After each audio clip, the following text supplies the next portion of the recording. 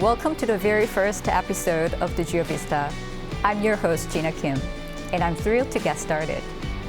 We live in a fast-paced, ever-evolving international community where politics, economics, and culture collide in exciting and unexpected ways. Here at the GeoVista, we are taking you straight to the front lines of these global developments, exploring the hottest topics and biggest issues shaping our world today. In our debut episode, we are diving headfirst into one of the most closely watched events in the international arena, the US presidential election. With less than a month to go, let's take an in-depth look at the stakes. The first chapter of the GeoVista starts now, and I'm your host, Jina Kim.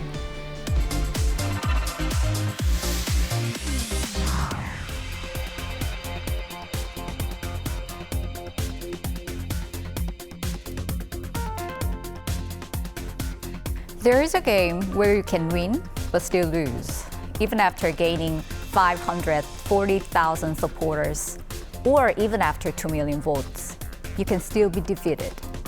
There is the US presidential election. As the presidential election season approaches, the thing that is complicated to understand is the US electoral system. The US presidential election is a hybrid of direct and indirect voting. First, voters cast their ballots to choose the electors, who then vote for the presidential candidates. So, in the end, it's the electors who choose the president. The number of electors is allocated according to the number of senators and representatives each state has in Congress. Each state has 2 senators, making a total of 100, and the House of Representatives has 435 members, distributed proportionally according to the population. This means that states with a large population have more electors. For example, California, the most populous state, has 54 electors, while less populous states like Alaska, Delaware, and Vermont have 3 electors each. And even though Washington, D.C. is not a state, it's home to a large population, so it also gets electors. Its treaty is the same as the least populated states, so Washington, D.C. is allocated 3 electors. All in all, a total of 538 electors choose the next US president. So, who are the electors with the right to vote? Each state prepares a slate of elector candidates who are members of the political parties of the presidential candidates. The electors from the party that wins the most votes in the general election becomes the final electors. This leads to one of the unique aspects of the US presidential election, the winner-takes-all system. In the US, the candidate who wins the most votes in each state takes all of that state's electoral votes. This system is adopted in 48 states, with the exception of Maine and Nebraska. For example, if the Democratic and Republican candidates each win 51% and 49% of the votes in California, all 54 of the California's electoral votes would go to the Democratic candidates. In fact, during the 2016 presidential election, Democratic candidate Hilary Clinton won 2 million more popular votes than the Republican candidate Donald Trump, but lost the election due to fewer electoral votes.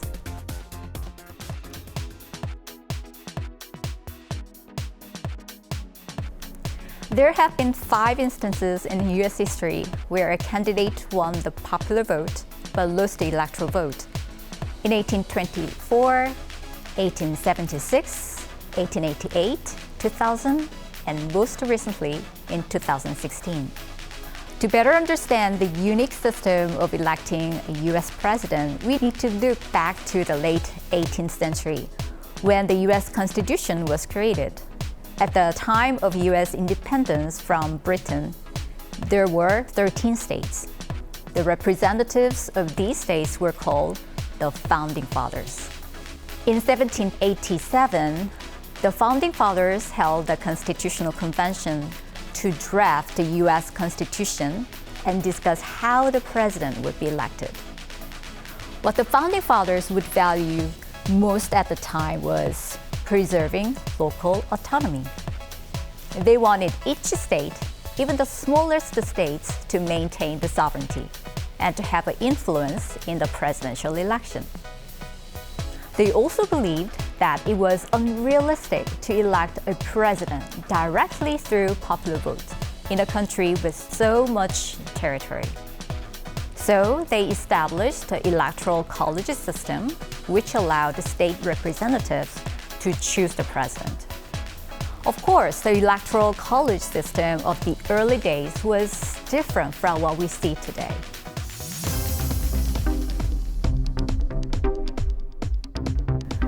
During the first 40 years, through 13 presidential elections, the US experimented with various election systems, such as having state legislatures choose the electors rather than the people. As the US politics became more party-driven, the practice of electors voting along party lines took hold. And with more states adopting the winner-take-all approach, the current system was born. Of course, even today, debate around the Electoral College versus the popular vote continue with calls from change and reform. But there have been no major structural changes so far. So why does the US continue with such a complex electoral system? The answer is balance.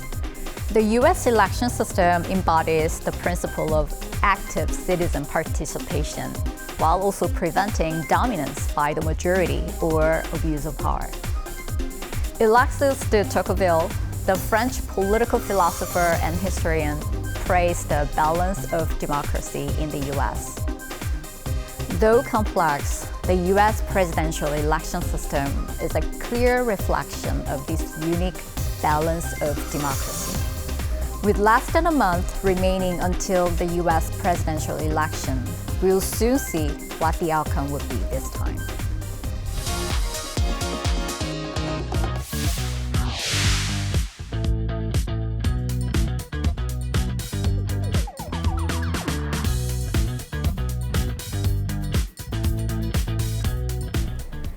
Now, to help us dive deeper into the significance of this US presidential election, we are joined by a distinguished expert. He's a leading authority on US politics and history with profound insight into the intricacies of American governance. We are honored to have Director Chaibong with us in the studio today. Welcome and thank you for joining us. Thanks for having me. It's good to be here. Director HAHM, actually, we discussed some key aspects of the US electoral system. Mm-hmm. So considering the fact that the US is the model of democracy, do you believe that the current US system still reflect effectively the will of the people even today? I think the designers of the American electoral system, what they did was that they understood that because they were the first democracy, that they were different from a monarchical system where a king or an aristocrat can do everything. But then the other side of the coin is that if it's a monarchical system, then you can actually train the monarch. You know who the next leader is going to be. So you can train that person very well for over a long period of time.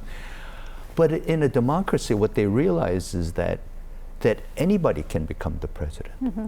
It doesn't have to be from the royal family or from an aristocracy or from intelligentsia. So anybody, any common person can become the president.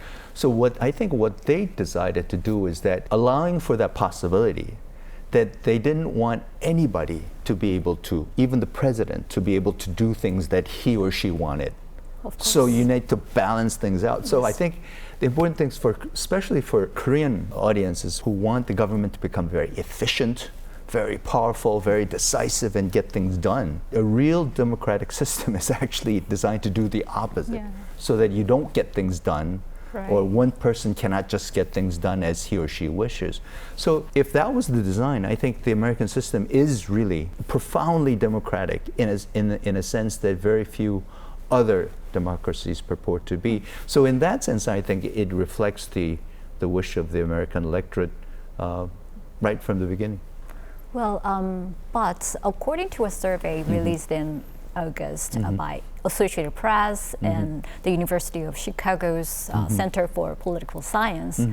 Well, the future of democracy in the U.S. Depends on the outcome of the U.S. election this year. So how do you share this view? I think a lot of people are concerned, but I think the concern is based very much on what former President Donald Trump did at the end of his term, first term. American democracy, or any democracy for that matter, the beauty of it is peaceful transfer of power. I mean, that's the essence of democracy, right? But what we saw at Donald Trump's last term was the famous January 6th incident where people, supporters of Trump, decided that the election itself wasn't fair, that somehow that it was a fraudulent election, and they decided that the Congress, the Senate, with the vice president at the head of the Senate, should not ratify the electoral results. And they, at the quote-unquote instigation of Donald Trump himself, they actually attacked the Capitol, right?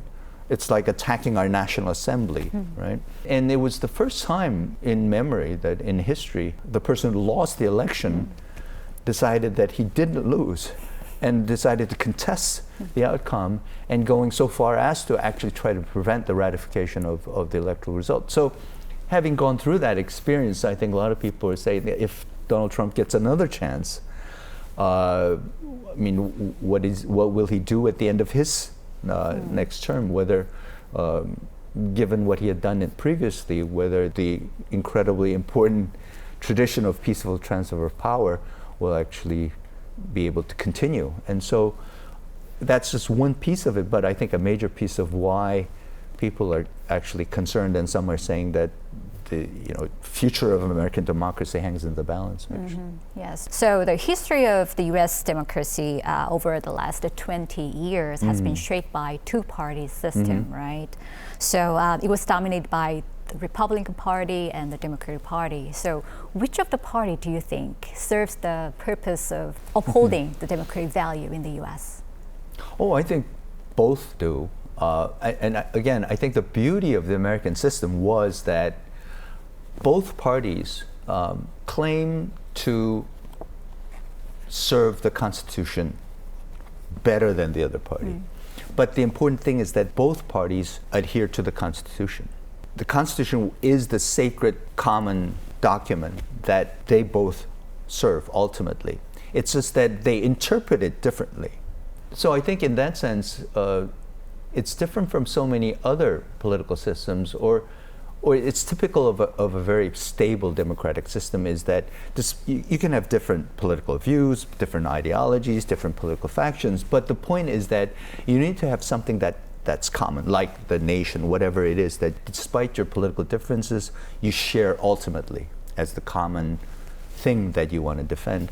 And I think it's in the American system, it's the Constitution. So they just, both sides say we are the better defenders of the Constitution. I think there's truth to it, because if you read the Constitution, American Constitution, there are different ways to, for instance, the preamble says life, liberty, and the pursuit of happiness, right? And so, but then how do you interpret, how do you best defend the right to life, liberty, and the pursuit of happiness? And different people have say that, well, you need to be able to own guns. Citizens need to be able to own guns to better defend themselves. Others say no. Others say that people should have a free market economy. They should pay less taxes to give them more incentive to make an earning. Others say that no, you need to be able to redistribute wealth, right? And so there are different ways to achieve the same goal. And in fact, I think that was the beauty of the American system with the Democratic Party and the Republican, so conservative party versus progressive party. Whether that balance is still holding, I think, is the big question. And whether, for instance, the appearance of Donald Trump on the scene, whether that is actually beginning to shake that particular balance. So for me right now, traditionally I would say that's why you have a two-party system, that they both balance things out very well. whether as we go forward with Donald Trump representing the so-called conservative party, I don't know whether that balance will still hold. And I think that's the big question that American electorate is wrestling with right now. So you mentioned different ways to achieve the same goal. So the strength of the U.S. democracy is the ability to come together across the party lines. But some observe that the spirit of bipartisanship is weakening. Yeah. So how do you think these changes occurred? I think what's important is the media, and especially the social media, SNS. What I mean by that is that in the past, well, when I was going to graduate school, college or graduate school in the United States, basically you had three television stations. You had CBS, ABC, and NBC. So every evening, all Americans, they turn on the television and you get three newses, right? 6 o'clock or 6:30 news. You had Walter Cronkite, Peter Jennings, and Tom Brokaw, and they just set people who deliver the new national news for 30 minutes every day. There was this common, 250 million people basically got all of their news and information about the world and their politics from three different channels. Now, everybody has a channel. Yes, right. Everyone has a channel. Now, the effect of that is the creation of communities that become a community because they watch only the same news, the same channel, with the same ideological bent and the same values, or the same race, or same ethnicity, or even same gender. So you have the creation of what is called the echo chamber. So you only listen to news that you want to listen to, that you agree with, and you can actually pick and choose. Yes. So I think that is creating these multiple pockets of echo chambers. So they actually do these studies where they can tell which particular township, which particular community within that township votes which way. They actually have these studies because they all read the same, they all watch the same SNS, they read the same, they share information through the same SNS, and they don't listen to anybody else, right? And so I think that's a huge reason for the incredible fragmentation of the electorate and how they view the world. Now, is there something that they still share that constantly tells them that this is, after all, one country, we share all these goals? Now, I think the role of that's the important role of for instance, the public education system, the important role of the legacy media, and constant re-education of the electorate, now especially because of the rise of SNS. But I think that's one of the main reasons for the fragmentation of the sense of bipartisanship in the United States. Actually, we have less than a month until the U.S. election in November. So the pressing question on everyone's mind is, who will enter the White House? So what's your prediction then? Well, if I knew, I would bet on myself and make a lot of money. Well, I think the national poll, right, the overall poll, Harris is winning. I don't think there's any doubt, because if you actually just count the Democratic electorate and the Republicans, people who vote Democratic and people who vote Republican, the Democratic voters outnumber the Republican by millions. So that's why every election, as your piece showed, there were 4 or 5 cases, most recently in 2016, right? When in terms of the national vote count, the Democratic Party won, but actually in terms of the Electoral College, the conservatives, the Republican Party won. And that's why, for instance, the Republicans want to keep the Electoral College, because if you just did by national direct electoral counts, I think the Democrats will win all the time. So that's why they want to keep that. I think the intellectual consensus is that Harris is leading a little bit nationally, but in terms of the 7 contested states, it's incredible how close they are. Every single poll is within the margin of error. But if I had to pick, if you force me to pick, I would say the trend, because polls don't mean anything. Each poll doesn't mean anything. You have to look at the trend. So the pollsters tell us all the time. So if you look at the trend, the upward trajectory is definitely Harris. Now, will that trajectory, which has served her well in terms of consolidating the Democratic base, which had been disaffected because of Joe Biden, after him leaving the scene and handing over the reins to Harris, I think she's had an incredible upward swing in terms of consolidating the Democratic base. But can she go beyond the Democratic base now to the independents and to the even some of the disaffected Republicans? I would say, again, there's so many current Republicans who voted for Haley, who worked for Trump, who say they were all coming out and say they're voting for Harris. And so I guess the trend, if you look at it, is for Harris. But I wouldn't bet my money on it. Okay. I think you're absolutely right. And depending on the outcome of the US election in November, we may see a different world. Yeah. And the outcome of the election may determine whether the US will survive democracy and restore harmony peacefully, or if it can face irreversible crisis forever, right? Thank you very much for your insights today, especially on this inaugural episode of GeoVista. Thanks for having me.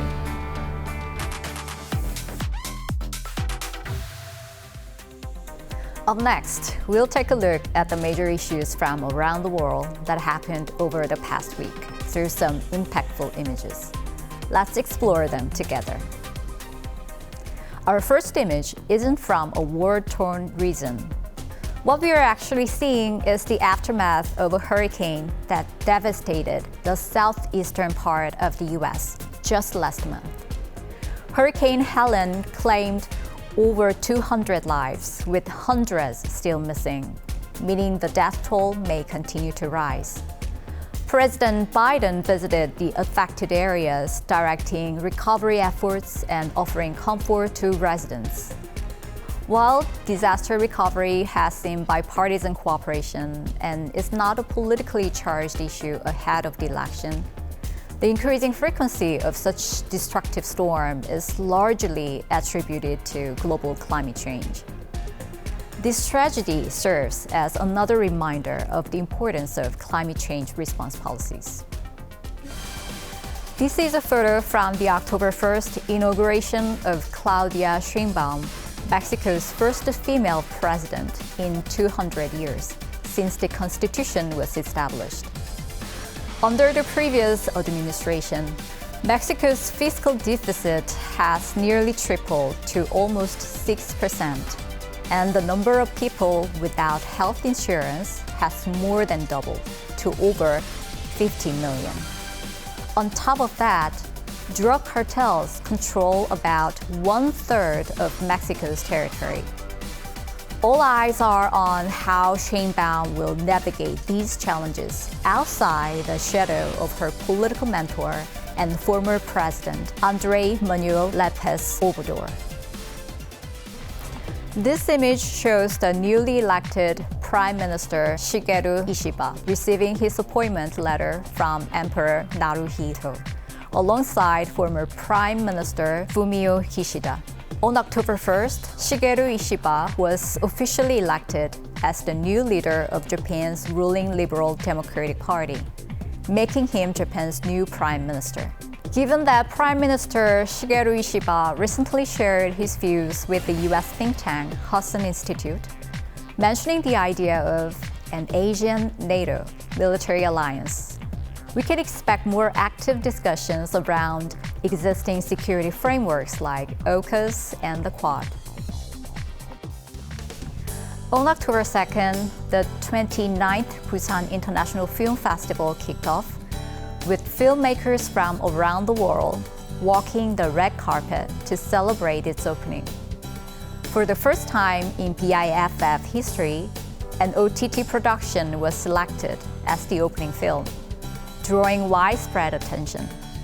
This year, in collaboration with Chanel, Busan International Film Festival introduced a newly established Camellia Award, which is meaningful as it aims to honor the cultural and artistic achievement of female filmmakers. We hope this contributes to a new leap forward for Korean cinema.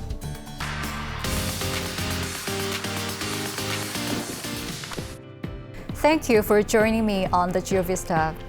I hope our exploration of these critical global issues has sparked your curiosity and encouraged you to see the world through a fresh perspective.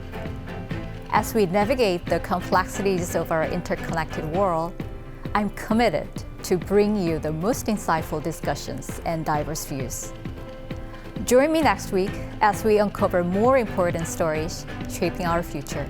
Until then, stay curious. I'm your host, Jina Kim, signing off from the GeoVista. See you next time.